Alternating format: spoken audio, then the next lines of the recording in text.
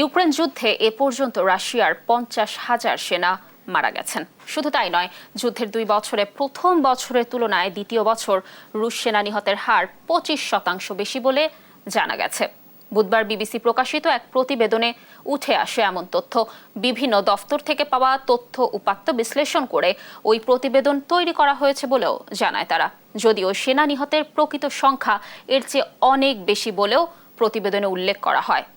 Onoy কর্মকারের desk রিপোর্টে দেখুন বিস্তারিত।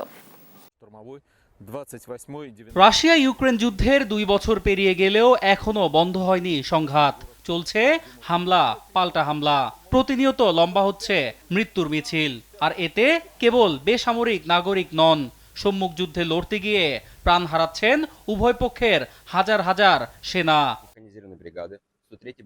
সম্প্রতি বিভিন্ন তথ্য উপাত্ত ও পরিসংখ্যান বিশ্লেষণ করে চলমান এ যুদ্ধে রুশ সেনা নিহতের একটা সার্বিক চিত্র তুলে ধরেছে বিবিসি।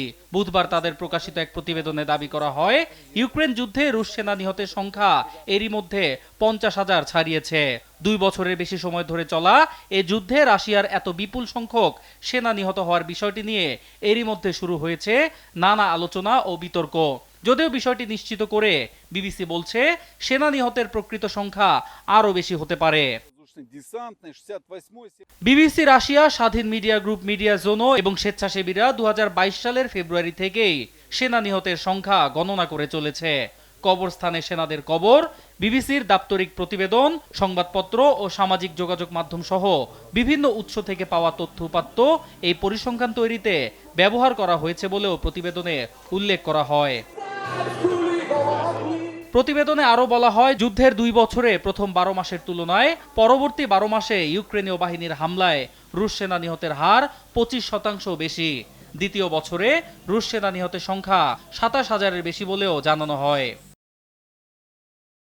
বিবিসি আরও জানায়, রুশ সেনা নিহতের এই পরিসংখ্যানে রাশিয়া অধিকৃত ইউক্রেনের পূর্বাঞ্চলীয় দোনেৎস্ক ও লুহান্স্কে নিহত মিলিশিয়াদের সংখ্যা অন্তর্ভুক্ত নয়। সেগুলো এই পরিসংখ্যানে অন্তর্ভুক্ত করা হলে যুদ্ধে সামগ্রিক সেনা নিহতের সংখ্যা কয়েক গুণ বেশি হতো বলেও জানানো হয়।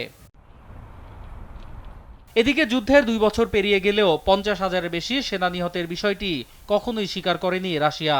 তবে গেল বছরের সেপ্টেম্বরে মস্কো তাদের সেনা হতাহতের যে পরিসংখ্যান দিয়েছিল, সেই তুলনায় বিবিসির এই উপাত্ত 8 গুণ বেশি বলে জানা গেছে।